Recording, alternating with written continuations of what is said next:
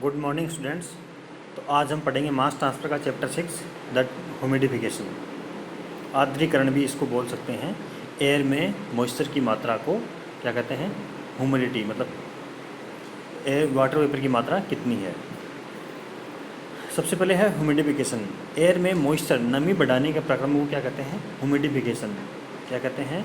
Humidification वो एक process है जिसमें एयर में वाटर वेपर की मात्रा अपन इंक्रीज करते हैं। और डीह्यूमिडिफिकेशन क्या होता है? उसका जस्ट उल्टा, एयर में वाटर वेपर की मात्रा को कम करना, that is called dehumidification.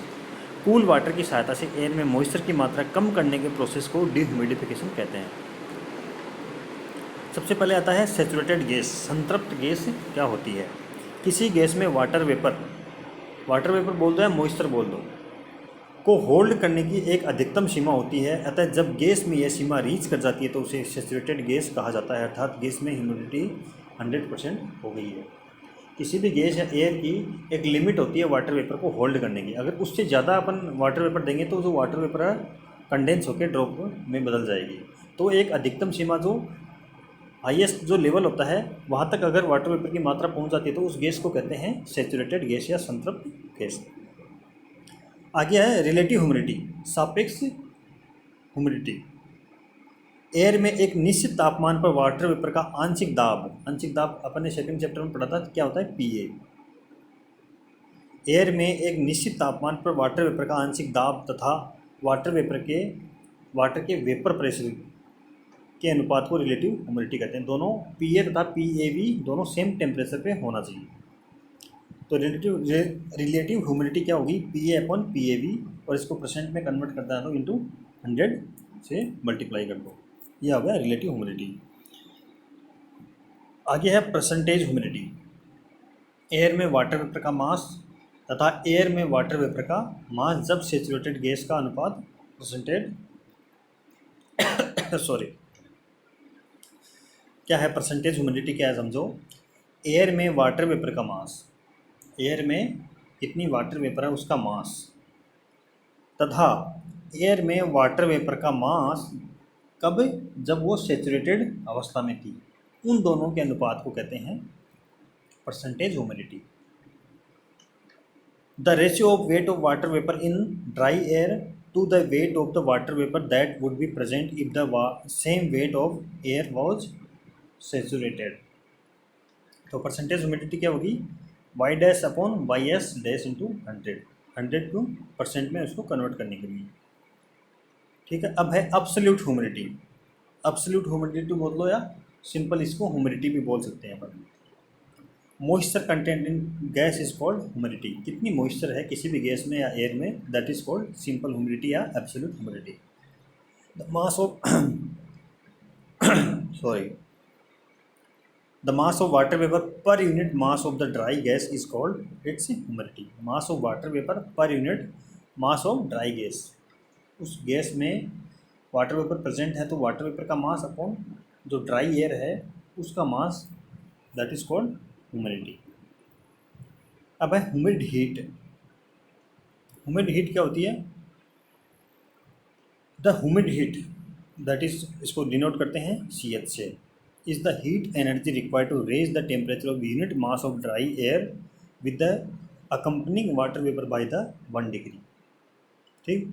Unit mass dry air तथा वाटर वेपर के मिश्रण का तापमान 1 डिग्री बढ़ाने के लिए आवश्यक हीट को क्या कहते हैं? Humid heat. इसे CH से भी दर्शाया जाता है।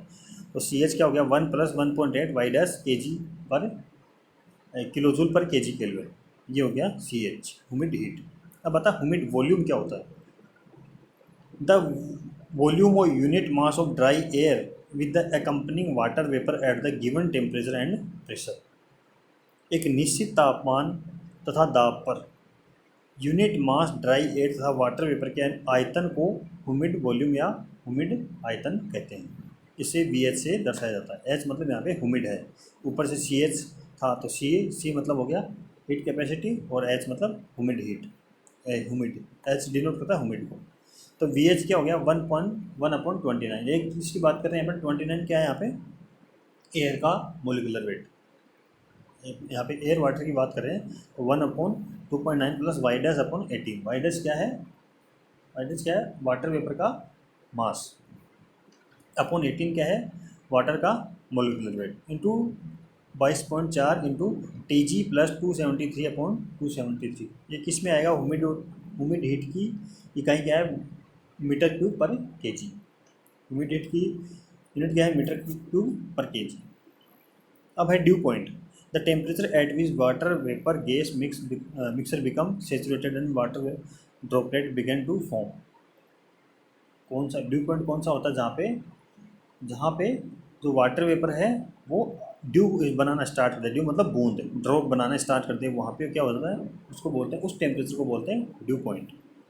वह तापमान जिसमें वेपर गैस मिक्सर संतृप्त हो जाए, सेचुरेटेड हो जाए तथा वाष्प की बूंदें बनना स्टार्ट हो जाएं, उसे ड्यू पॉइंट कहते हैं। ठीक, आगे है total enthalpy. What is total enthalpy? The enthalpy of a water vapour gas mixture is the sum of the enthalpies of unit mass of dry air and the accompanying water vapour. Dry air plus water vapour दोनों का साथ साथ यहाँ पे चलेगा। तो H dash enthalpy क्या होगी, Y dash H naught plus C H T G minus T naught. ठीक, तो एंथैल्पी क्या होगी, latent heat plus sensible heat, इन दोनों का सम क्या हो गया एंथैल्पी। इसकी यूनिट होती है केजी पर, 1 किलो जूल पर केजी ड्राई एयर और ड्राई एयर। अब adiabatic saturation temperature, AST, adiabatic saturation temperature, मतलब इसके नाम से ही पता लग रहा है कि एडियाबेटिकली उसको रुद्धोष्म प्रक्रम से उसको सेचुरेटेड किया गया है। इसे थर्मोडाइनमिक वेट बल्ब टेम्परेचर भी कहते हैं। एडियाबेटिक प्रक्रम में किसी एयर वाटर वेपर मिश्रण को संतृप्त किया जाए तो उस तापमान को एडियाबेटिक सेचुरेशन टेम्परेचर कहते हैं।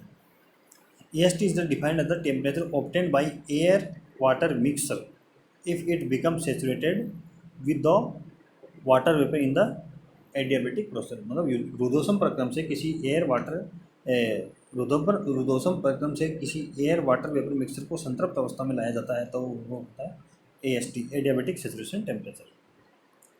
आगे वेट बल्ब टेम्परेचर, WBT।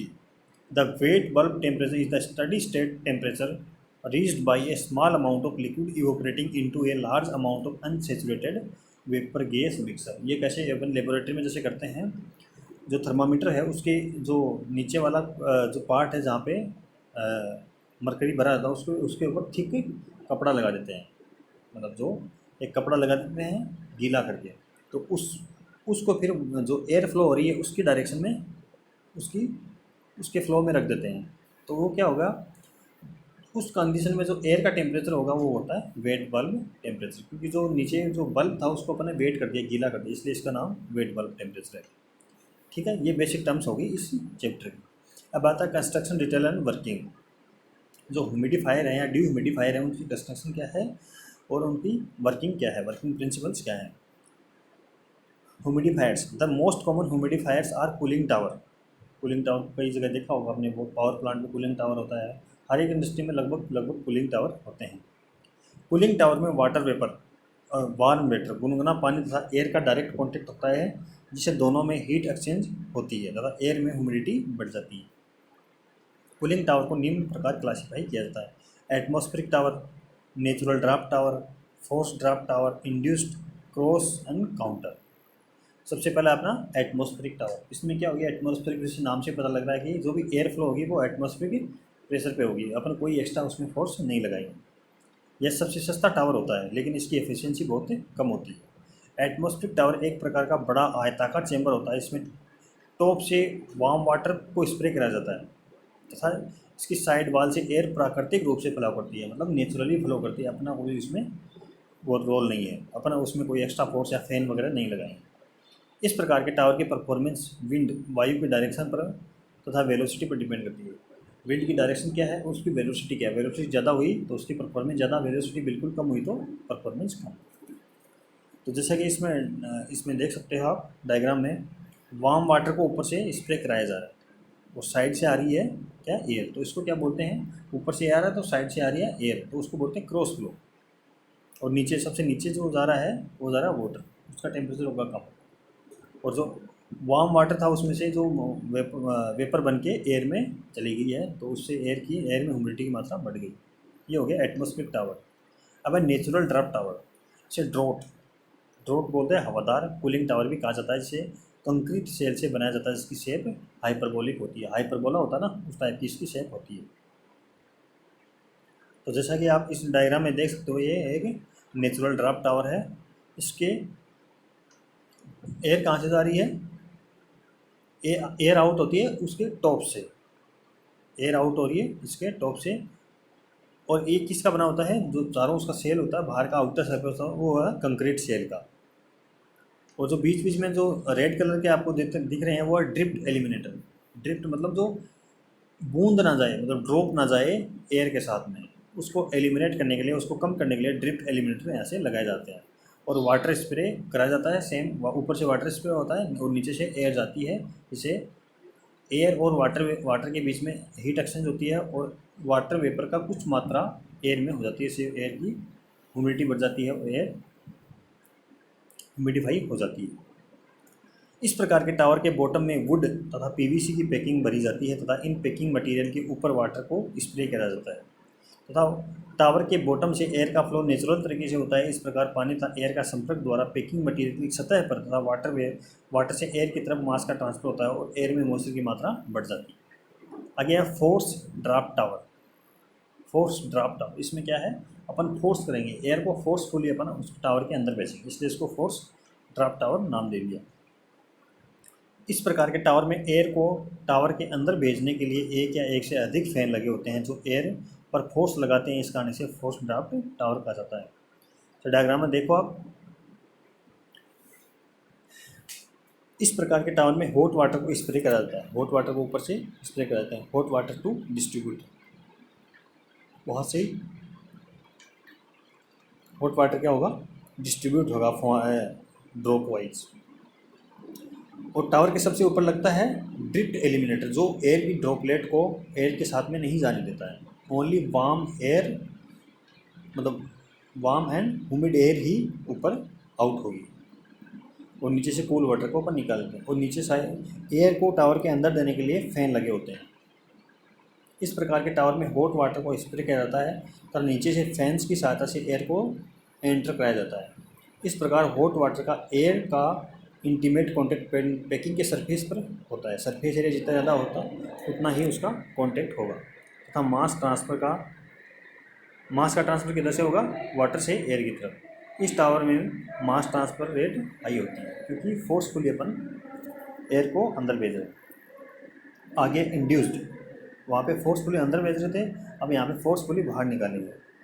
इस प्रकार के टावर के टॉप पर एक या अधिक फैन लगे होते हैं जो एयर को टावर के अंदर भेजते हैं, इस कारण इसे इंड्यूस्ड ड्राफ्ट टावर कहा जाता है।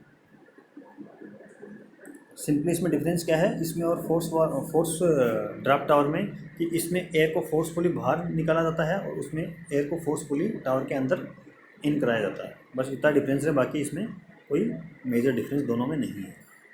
इस प्रकार के टावर में एयर तथा वाटर का फ्लो काउंटर फ्लो होता है तथा इसमें वाटर को पैकिंग मटेरियल, तो इस प्रकार के टावर में एयर तथा वाटर का फ्लो काउंटर फ्लो होता है तथा इसमें वाटर को पैकिंग मटेरियल पर स्प्रे किया जाता है। इस प्रकार एयर तथा वाटर का कांटेक्ट होता है तथा मास का ट्रांसफ़र एयर की साइड होता है, वाटर से एयर की साइड में मास का ट्रांसफ़र होगा। इस प्रकार के टावर में फैन की हॉर्स पावर ज़्यादा चाहिए क्योंकि इसमें एयर के आउटफ्लो का एरिया बहुत कम होता है। तो एयर को आउट करा रहे हैं अपन टावर के टॉप सरफेस से, तो वहाँ से अपने को एयर आउट होगी, इसलिए वहाँ पे जो फैन है उसकी हॉर्स पावर ज़्यादा होनी चाहिए। इसमें भी मास ट्रांसफ़र कोएफिशिएंट ज़्यादा होता है। अब है डिह्यूमिडिफायर। अपन जो पढ़े वो थे ह्यूमिडिफायर, उसमें वो क्या कर रहे थे, एयर में ह्यूमिडिटी की मात्रा बढ़ा रहे थे। अब हुआ डिह्यूमिडिफायर, एयर पहले से ह्यूमिडिफाई है, उसको कूल वाटर की सहायता से अपन क्या करते हैं, उसमें ह्यूमिडिटी की मात्रा कम कर रहे हैं। ह्यूमिडिफिकेशन अर्थात हॉट तथा मॉइस्ट एयर को कूल वाटर की सहायता से ठंडा करनी ही डिह्यूमिडिफिकेशन कहलाता है। हॉट एयर तथा मॉइस्ट एयर के लिए पैक्ड टावर का यूज किया जाता है। इसके अलावा एब्जॉर्प्शन प्रोसेस जैसे एक्टिवेटेड सिलिका जेल, एल्यूमिना और मोलिकुलर स्लीव आदि को भी ह्यूमिडिफिकेशन के लिए यूज किया जाता है। ठीक है, तो ये होगा चैप्टर अपना ह्यूमिडिफिकेशन के बारे में कि एयर या अन्य गैस में ह्यूमिडिफिकेशन तथा डिह्यूमिडिफिकेशन के लिए कौन कौन से टर्म्स हैं और कौन कौन से अपन उसमें उसके लिए टावर्स यूज अपन कर सकते हैं। ठीक है, ओके, थैंक यू।